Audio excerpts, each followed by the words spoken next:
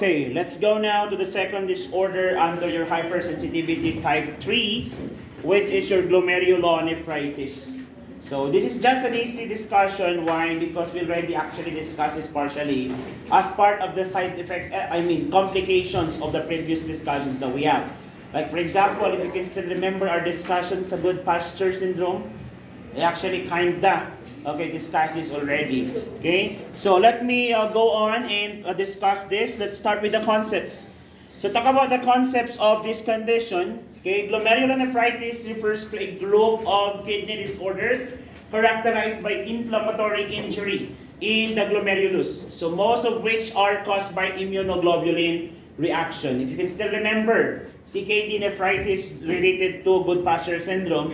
Okay, the autoantibody is actually attacking the basement membrane of the kidney, specifically in the glomerulus, hence leading to your kidney failure. Okay, now your CKD, disorder results in proliferative and inflammatory changes within the glomerular structure and destruction, inflammation, and sclerosis of the glomerulus occurs, leading now to inflammation of the glomeruli that results from an antigen-antibody reaction produced by an infection elsewhere in the body, which may lead to your loss of kidney function, or your kidney failure. So basically, guys, what happens is that glomerulonephritis is actually a secondary infection. So the infection starts somewhere else in the body, and because of that, it leads now, or this bacteria or virus, but most probably it's bacteria, it's now combined with the bloodstream, with the blood, and it will now carry on to different parts of the body until it reaches your glomerulus. So for example, a patient went to the clinic for a treatment of tonsillitis. So basically, the tonsillitis is caused by a bacteria, probably due to Streptococcus pneumoniae. Streptococcus bacteria or Streptococci bacteria. Now, the Streptococcus bacteria, should be killed using your antibiotic. So the doctor prescribed antibiotic to this individual at sabi niya, you will take this 3 times a day for 7 days. Okay, so typical Filipino culture, during inflammation process, nakakaramdam ng sakit. Isn't it? But as you take the medications, this inflammation will subside. Probably about 3 to 4 days after taking the medications. But since it's antibiotic, you have to finish the 7 days. Ang ginawa ng tao ito, on the 4th day, nung hindi na siya nakakaramdam ng masakit, inalimutan niya rin mag-take ng antibiotic. So problema doon, hindi totally namatay yung bacteria. So the pores or the bacteria itself stays in the blood, stays in the system until it reaches now a possibility of entering the bloodstream, and it goes now to the different parts of the body through the blood. Okay? So what happens is that it reaches now the glomerulus. So since ang glomerulus natin is sinasala niya lahat ng dugo na dumadaan, ang problema ito, yung glomerulus, sinala niya si bacteria hanggang na-stuck si bacteria sa glomerular wall. Okay? When this glomerular wall are invaded now, or the bacteria already in the glomerular wall, does the body created already an antibody that will kill that specific antigen? Yes or no? Nakagawa na ba yung katawan? Yes. Right? So this same antibody will now then attack this bacteria that are already attached to the glomerulus. The problem is that if the inflammation or the hypersensitivity reaction took place in the glomerulus, so what will happen to the glomerulus? Like this. So mamamaga ngayon si glomerulus. Ano bang trabaho ni glomerulus? Tagasala ng dugo. Okay? Kaya meron tayong tinatawag na GFR. What does GFR means? Glomerular filtration rate. So what is the normal glomerular filtration rate? 0.5 to 1 ml per minute, diba? And if you multiply it to 60, which is equivalent to 1 hour, that would give you an estimation of 30 to 60 ml per hour na urine. Okay, so saan siya nang galing dun sa GFR, which is 0.5 to 1 ml per minute. 0.5 to 1 ml per minute. Kaya nabubuo natin yon. So since yun ang trabaho niya, and the glomerulus are already inflamed. Do you think that the glomerulus can do its function?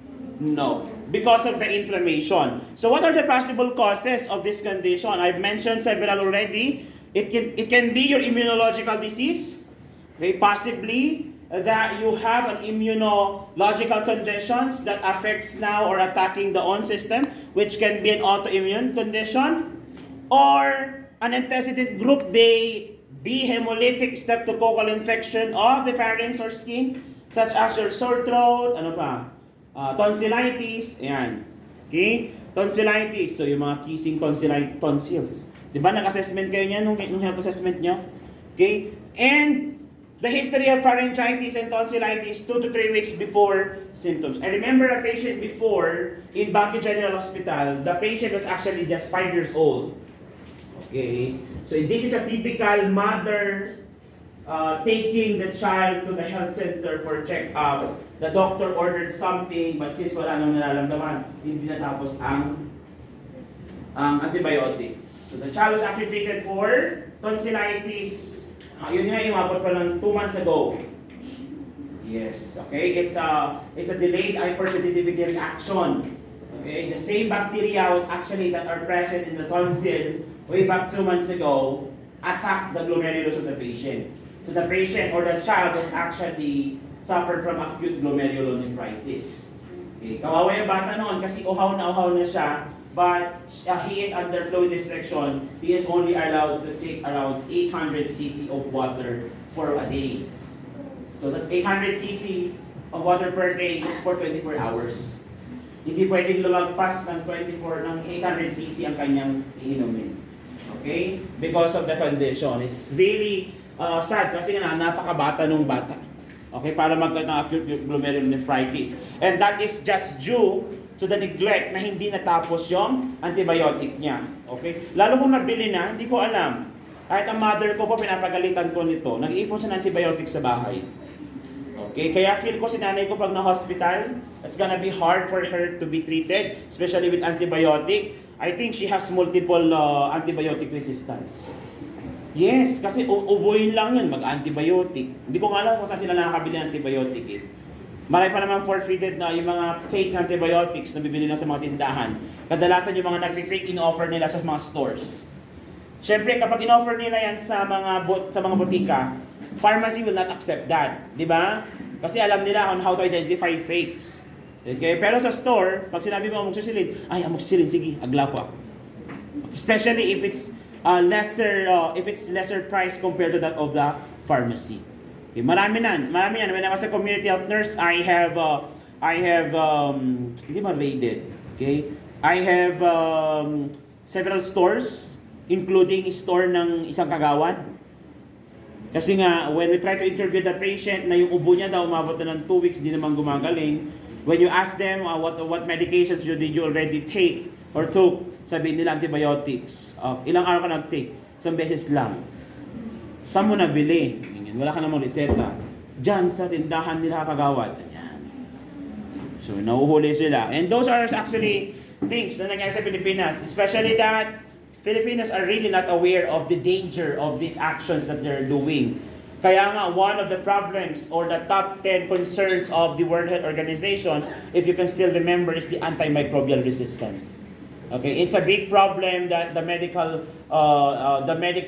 world is actually facing. Kasi nga, the antibiotics that are being developed, okay, pabago ng pabago.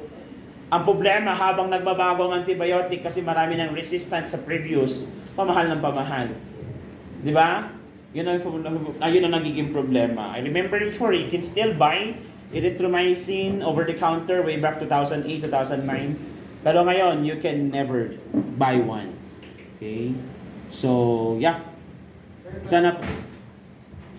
What about nakaspeak ka lang sa kunyari ay sa, di ba 7 days, tapos mayroong kunyari sa 3rd day mo na-speak pang. You just need to complete it. Kasi kung 21 naman yan, di ubusin mo yung 21 caps. Okay, or 21 capsules. Kadalasan kasi capsules. Ang pangit pa kasi ng kanya, no? Ang pangit ng lasa ng capsule. Yung mismong balot. Okay, ang pangit ng lasa. Anyway, so that is about your antibiotic. Okay, and this is in relation to your acute glomerulonephritis because it can really become a secondary infection. So your glomerulonephritis is actually a secondary infection. And mind you, this can happen not only to glomerulus, it can also happen to heart. So the same process happens to the heart. Ang tawag natin doon rheumatoid heart disease. Okay? Kapag yan nangyari sa joints, rheumatoid arthritis. So meron dito ba sa grupong yon? Sino yung rheumatoid arthritis group? Meron ba? Ayun. So basically, kung nagbasa na kayo, actually ganun ang proseso nun. Isn't it? Parang hindi naman kayo nagbasa. I'm nervous. I'm nervous naman. Parang na. Di ba? Secondary, ang rheumatoid arthritis is a secondary infection. So you have a prior infection before the infection develops. Isn't it? Yes. So that's why it's considered also as autoimmune. Because the body already developed the antibody specific to that antigen. Unfortunately, that antigen that is supposedly just present in your pharynx is already in your joints. Isn't it? Yes. Kaya may rheumatoid heart disease din tayo. The same thing occurs. But it occurs in the heart, specifically sa ating mga valves. Di ba yung valves natin, yung flap, yung di ba, pag nag-open, so doon sila dumidikit. So when the antibody also, nakita nila, ay, nandun sa valve, atakihin. Rheumatic heart disease. Okay? So that is your etiologic process of the condition glomerulonephritis. Now, what are the types of glomerulonephritis? So glomerulonephritis can be subcategorized into two. It can either be your acute or your chronic. Okay? So for acute, it occurs 2 to 3 weeks after the streptococcal infection. But sometimes it can also reach up to several months before it reoccurs into other as a secondary infection. Then it can also be chronic. Chronic, okay, which may occur after the acute phase or slowly over time. So most probably or most of the time as defined by the book, nag-occur siya after 6 months. Okay? Still considered as chronic po yun. Okay? Pag nagre-remission naman yon in every now and then nagre-remit siya within 6 months, that's actually acute. But if it's more than 6 months already, we will be considering it as chronic. Now, this condition has to be treated. Do you agree? Yes. Okay, it's an infection and kidney is very vital. Why? Because once you have a problem with the kidney, you will also develop problems in heart and even in your lungs. Isn't it? Okay, most probably due to edema. Yeah? Due to edema caused by fluid retention. So sa heart natin, pwede tayong magkaroon ng ano tawag dito? Fluid overload. Okay? Sa lungs natin, pwede tayong magkaroon ng pleural effusion. Okay? Now, these are possible complications if this condition were unable to be to manage. Okay? Number 1 there is your kidney failure. Okay? So kidney failure. So kidney failure is kidney failure, as you already know, the kidney is already failing. Okay? Another one is your hypertensive encephalopathy. Okay? It may also lead to your pulmonary edema. Pulmonary edema, and that pulmonary edema may lead to heart failure. Okay? Question. Tapos na kayo ng cardiopulmonary discussions. Pulmonary edema may lead to what type of congestive heart failure? Is it right or left? Are you sure? Are you sure? No. It's right. Why? The congestion is in the lungs. Yes, you are correct in the assumption that all airway-related manifestations considered left except pulmonary edema and asthma. Automatic. Why? If this is the lungs, congested, isn't it? If it's congested the lungs, nakarating na ba yung dugo doon sa left? Yes. Hindi pa. Di ba? Kasi ang papasok sa left is already oxygenated. So if the problem starts in the lungs, congestion because of CKD, magbabackflow yon papunta dun sa right. Okay? Passing through the pulmonary artery, di ba? Okay? Pero kapag nag-fail si lungs, okay, tapos babalik siya doon, pwede yon, congestion. Pero yung pulmonary edema, may result into left congestive heart failure. Pwede naman yung left congestive heart failure may result to pulmonary edema. Okay, pero si edema, pwede siyang mag-leak into left. Ang tanong ko, anong type ng heart failure ang pwede niyang i-cause? Ang tanong ko kung paano pwede niyang i-cause. Hindi ko tinanong kung saan siya nagmula. Is it right or left congestive heart failure? Did you get that? Yes. Kasi kung congested sila, sa pupunan ng fluids, backflow. Papunta kay right. Kasi hindi pa naman nakakarating yung tubig from the lungs into the left. Ang nangyari sa left congestive heart failure, left heart is congested. That's why whatever contains is in the heart, backflows into the lungs. Pero kapag pulmonary edema ang nangyari, the congestion starts from the lungs, going back now to your heart. Are we clear? Yes. Okay? So clinical manifestations. Okay, clinical manifestations. Ang pasyente natin, kapag nasira ang kidney, where will the body water fluids go? Outside the body, inside the body? Inside. So magkakaroon tayo ng fluid retention. If there is fluid retention, is the sodium also increases? Yes. Will the body excrete fluids? No. So the byproduct of metabolism would also stay in the body, isn't it? So kamusta ang ating excess potassium? Lalabas ng katawan, mag-stay. So pwede tayong magkaroon ng hyperkalemia? Yes. Is that an emergency situation? Yes. Kasi pwede pa tayo magkaroon ng arrhythmia? Is arrhythmia delikado? It may lead to cardiac arrest. Are we clear? Yes. Okay. And since there is a fluid retention because of the increased sodium concentration, where water goes, or where sodium goes, water follows, isn't it? Yes. So what will happen in the blood volume? Increase, decrease. What will happen in the blood volume? Increase, decrease. Parang hindi sigurado. Increase, decrease. Increase. Kasi nga, mataas ang sodium concentration, absorbs the water. So it expands now the blood volume, isn't it? So when there is increased blood volume, what will happen to the pressure? High also. So magkakaroon ng hypertension. Tama po ba? Yes. At pag mataas ang pressure with the increased blood volume, how is the capillary permeability? Increase, decrease. Mapipinat ba? Luluwang. Lalabas ang fluids from intravascular to interstitial space. Is edema common to CKD patient? Yes. Kaya meron tayong periorbital edema. Facial edema. Especially in the morning. Okay. So kung may edema tayo in the face, what is the position? Should I lie? Supine? Should I Trendelenburg? Taas mo yung paa, bababa ang ulo. Gusto mo yun?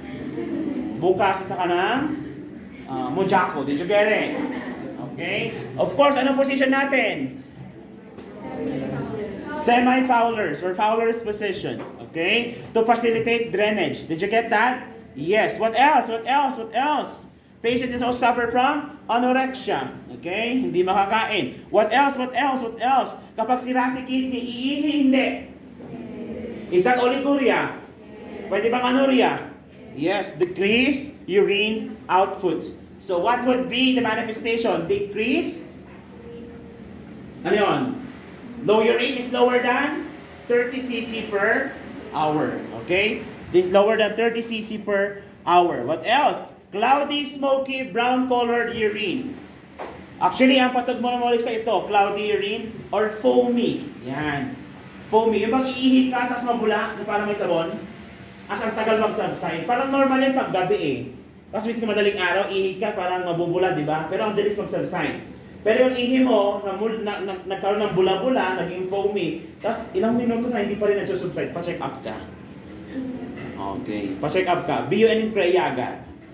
Okay. Baka natamaan na si kidney. Tapos imagine mo pa, bakit? Soft drinks everyday, ganon. Chicheria, siomay. Okay. Tubig po, wala pa yata isang baso sa isang araw. So, medyo tumataas ang chances. Okay. So, isa na lang ang magko-confirm. Pa-check mo si kidney. BUN and CREA. Okay? BUN and CREA. So, aside from that, okay? Pallor, irritability, and lethargy. Plus, in older adult, headache, abdominal or flank pain, and dysuria would also be present. Dysuria is what? Painful urination. Okay. Headaches due to the bounding pulse caused by the increased pressure. Okay? Increased pressure. So other clinical manifestations. What are other clinical manifestations? Just like I mentioned earlier, how is the cardiac output or cardiac volume or blood volume? Increase, decrease. So kumusta ang cardiac output natin? Increase, decrease. Increase din. Therefore, kapag mataas ang ating blood volume, well, the blood pressure or hydrostatic pressure also increases. Leading now to your systolic hypertension. Okay? What else? Sira ba si kidney? Kapag nasira si kidney, will the glomerulus do its function to filter? No. If it can't, then large molecules can pass through already to the kidney. Okay, such as your albumin or for the presence of protein in the urine. Okay, and excessive protein in the urine may lead to foam formation. Okay, kaya pag nakita mo yung foamy urine, CKD. Shishing. Ulit na lang ako, brown lang. Hindi naman siya makuha. Okay? What else? Since the body's excreting mechanism to excrete waste products is the kidney, what will happen to the body's metabolism by product? Will it be excreted or not? So where it will be retained in the blood, isn't it? So when it retains in the blood, this accumulation will increase and increase, and it will be termed as. What is the term used to describe the concentration, increased concentration of waste product in the blood? Azotemia. Okay. So the patient may develop your azotemia or the increased concentration of waste product in the blood. Okay? So ayan lang bang tataas? Hindi lang. Tataas din si BUN and CREA. What is the normal CREA level? 0.5 to 1.5. Okay? Question. Which of these two is the most definitive test? BUN and CREA or CREA? Most definitive. BUN, CREA? CREA. Why? Because BUN is affected by the diet, di ba? When you increase consumption of protein product, your BUN will also increase. It's not an indication na sila si kidney. Tataas talaga siya kasi tumaas yung protein component, yung protein consumption mo. So pag mas mataas ang protein consumption mo, mas tataas din si BUN. Unlike creatinine, that's not affected by their diet. Are we clear? Yes. What else? Increase anti-streptolysin O titer or the use to diagnose disorder caused by streptococcal infection. Okay, take note that this condition is secondary to streptococcus infection. Are we clear? Yes. Since alam na natin, we already know the clinical manifestation, let us go and proceed with the medical and nursing intervention. Medical and nursing intervention, guys. Medical and nursing intervention number 1, monitor vital signs. Monitor vital signs, intake and output, and the characteristics of the urine. So, pag monitor the vital signs, specifically your what? Blood pressure, tama? Yes, because of the fluid retention that may be due to fluid overload. Next, intake and output. Should you measure the patient? Weight. Yes, you have to weigh the patient every day, same time, using the same weighing scale. Okay, di ba kasi minsan pag iba-ibang weighing scale, iba-iba din timbang mo? Yes. Okay? Next, the characteristics of the urine. Ano na characteristics ng urine natin? Foamy. Yan. Okay. Or brownish, pag may dugo. Okay? Next, measures daily weight at the same time of the day using the same scale and wearing the same clothing. Okay. Diba? Ginawa nyo ba ito? Diba? Sa mga nag-private room kay Aquino. Sa isang pasyente natin. Okay? Next. Okay, limit activity and provide safety measures. Okay? Limit activity and provide safety measures. Why do you need to provide activity? Take note that the patient is fatigued. Tama? So if the patient is fatigued, okay, therefore we have to limit the activity to conserve energy. Another one is diet restrictions. You have to restrict sodium. Take note, marami na siyang sodium because the kidney is unable to excrete it through urine. Because the kidney is no longer functioning well. And because of the sodium deposition or retainment in our body or retention in our body, then we have to limit the consumption of sodium-rich food. At the same time, okay, Potassium may be restricted as well, especially during periods of oliguria. Okay, during periods of oliguria, if the patient is no longer urinating, okay, you have to what? Decrease the consumption of potassium-rich foods. Why? Because an increased potassium concentration or your hyperkalemia, okay, may lead to cardiac complications or your arrhythmias. So, yung mga arrhythmias na yun, depende yan. Okay? So, that is so. So, what are the foods that needs to be avoided? Fruits. Such as what? Banana. What else? Banana 2. Oh, ano pa? Banana 3. Ano pa? Ano pa? Banana na lang. What else? Lahat ng makatas. Ano pa yung makatas? Watermelon. What else? Avocado. Ayan. Papaya. What else? Ano daw? Cucumber. Cantaloupe. Ano ba Tagalog ng cantaloupe? Melon. Ay, hindi mo alam yun? Sorry, sa shell ako eh. Okay? So you have to avoid those things. And of course, monitor for signs of kidney failure, hypertensive encephalopathy, seizure, pulmonary edema, and your heart failure. Okay? So because these are the possible complications, isn't it? Yes. So you have to watch out for that signs. So kidney failure, napag-usapan naman natin kanina. You also need to monitor hypertension, seizure. If the patient is seizing, what should you do? Provide safety, isn't it?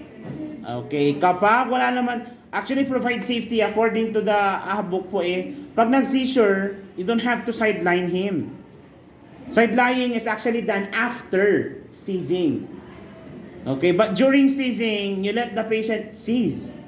Just remove yung mga objects na pwedeng bumagsak sa kanya to provide safety. Then after seizure, you have to what? Position them in side lying. Kasi nga after seizure, side effect, drooling. Okay? So side lying mo siya. Okay? Another one, medical intervention as the patient. If the patient is if the patient is suffering from edema and fluid overload, kailangan babawasan ng tubig ng katawan. Yes, then you may also give diuretics. Okay? And since the condition is fluid overload, it may also lead to hypertensive, okay, or hypertension. Should you control the blood pressure? Yes, then what you give? You give anti-hypertensive drugs. What are anti-hypertensive drugs? Give me an example. Propanolol, ano pa? Furosemide, that's antidiuretic. Yes, furosemide is antidiuretic. It helps in the control of blood pressure by removing the excess fluids. So if the cause of the hypertension is due to excess fluids in the body or fluid retention, then you give furosemide to facilitate urination so that the body's fluids will also decrease, hence decreasing the pressure. Okay, so pag may hypertensive drugs, ito yung mga adrenergic blockers. Propanolol, atenolol, paracetamolol. Wala pong ganun, ha? Initiate seizure precaution. Okay, so safety po ito kung administer anticonvulsant drugs as prescribed by the doctor. Okay, so what are examples of anti-seizure drugs? Diazepam. Ano pa?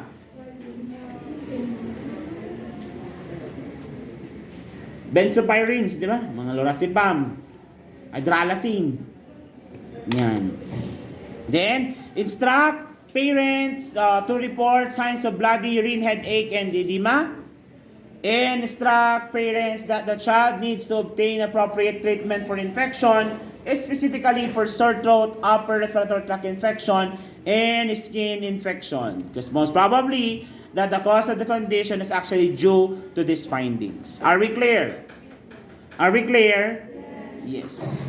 And this is an excerpt from the Brunner and Sudart book that you might want to take note. Priority nursing intervention, always assess for the airway patency, vital signs and weight, assess for bounding and increased pulse, assess for the distended hand and neck veins, especially sa mga pulmonary edema, lagi meron yan.